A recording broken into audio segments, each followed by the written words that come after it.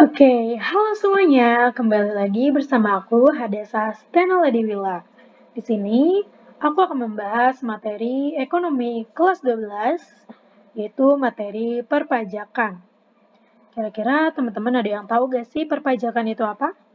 Oke, sebelumnya di sini kita ada tujuan pembelajaran. Yang pertama adalah memahami konsep pajak yang terdapat di pendahuluan, lalu yang kedua memahami pengertian pajak dan juga ciri-cirinya, lalu yang ketiga menjelaskan jenis-jenis pajak, lalu yang keempat fungsi pajak, dan yang terakhir tiga sistem pemungutan pajak. Oke teman-teman, dalam kehidupan bernegara, pajak menjadi elemen yang sangat penting yang mendukung berbagai aspek pembangunan dan kesejahteraan masyarakat di suatu negara. Sebagai sumber pendapatan utama bagi pemerintah, pajak ini memiliki peran yang sangat strategis dalam pembiayaan pelayanan publik dan juga program nasional.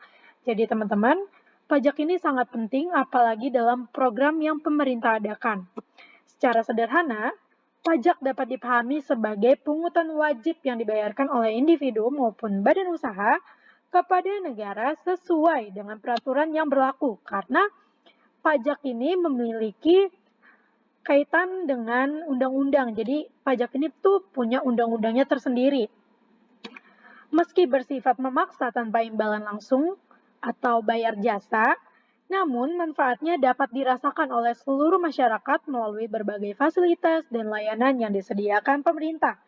Jadi, pajak yang kita berikan itu tidak langsung kita rasakan, tapi kita rasakan melalui fasilitas yang pemerintah bangun ataupun layanan publik dan juga program dari pemerintah itu sendiri. Lanjut. Di sini kita akan membahas apa itu pajak. Jadi di sini pajak memiliki definisi di mana pajak sebagai pungutan wajib yang dibayarkan oleh individu atau badan usaha pada negara berdasarkan peraturan perundang-undangan. Pajak bersifat memaksa tanpa imbalan langsung, yang berarti masyarakat tidak menerima manfaat secara langsung seperti yang sudah dijelaskan tadi. Lalu apa aja sih ciri-ciri dari pajak?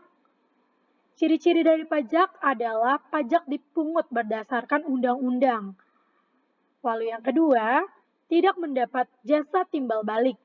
Lalu yang ketiga, pungutan pajak dapat dipaksakan.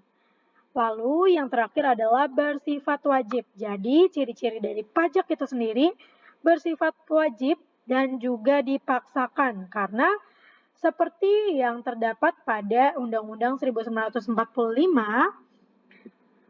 di pasal yang ada di sini ya teman-teman, 23A yang menyatakan bahwa pajak dan pungutan lain yang bersifat memaksa untuk keperluan negara diatur dalam Undang-Undang dan juga Undang-Undang KUP nomor 28 tahun 2007 pasal 1 dan ayat 1.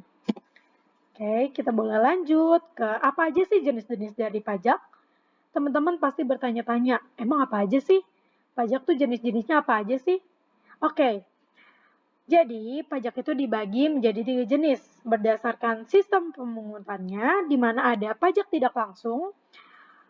Pajak tidak langsung ini disebut juga dengan indirect tax atau pajak yang hanya diberikan untuk wajib pajak jika melakukan perbuatan tertentu. Lalu yang kedua ada pajak langsung, di mana biasanya disebut dengan direct tax, adalah pajak yang dibebankan, ditanggung oleh wajib pajak dan tidak bisa dialihkan ke orang lain. Contoh pajak dari tidak langsung itu seperti PPN ya teman-teman, kayak misalnya kalian beli gacoan. Nah, di situ ada pajaknya. Lalu yang kedua ada pajak berdasarkan sifatnya. Yang pertama ada pajak subjektif, yang mana ajakan yang dikenakan berdasarkan kondisi si wajib pajak. Jadi pajak ini bersifat individu untuk si wajib pajak. Lalu yang kedua, pajak objektif, di mana pajak hanya memperhatikan kondisi objeknya saja dalam penggunaannya. Contohnya seperti pembelian barang-barang mewah, teman-teman. Lalu yang terakhir nih, jenis pajak yang terakhir, berdasarkan instansi yang memungut. Yang pertama, pajak pusat, pajak yang dipungut oleh pemerintah pusat, contohnya PPH, PPN, dan bea masuk. Lalu pajak daerah, pajak yang dipungut oleh pemerintah daerah, baik provinsi maupun kabupaten. Contohnya pajak kendaraan bermotor, hotel, dan juga hiburan. Lanjut ke apa aja sih fungsi-fungsi dari pajak? Yang pertama, fungsi anggaran atau budgeter.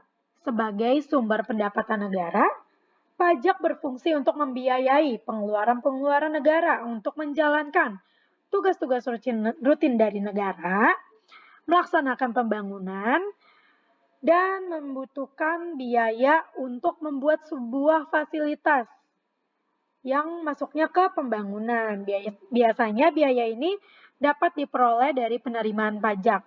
Lalu yang kedua, fungsi mengatur atau regulasi. Pemerintah bisa mengatur pertumbuhan ekonomi melalui kebijakan pajak. Dengan fungsi mengatur pajak bisa digunakan sebagai alat untuk mencapai sebuah tujuan. Lalu yang ketiga ada distribusi. Pajak juga digunakan oleh negara untuk memeratakan kesejahteraan melalui dana bantuan, jaminan kesehatan, dan fasilitas umum. Contohnya kita kayak membantu daerah yang terkena bencana dan itu diambilnya dari pajak kita teman-teman. Jadi pajak kita ini kepake untuk pemerataan juga supaya tidak ada daerah yang tertinggal.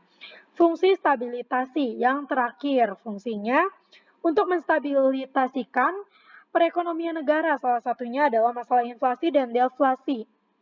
Untuk mengurangi inflasi, pemerintah akan mengeluarkan kebijakan untuk mengurangi peredaran uang. Nah, teman-teman, di sini ada 3 sistem pemungutan pajak.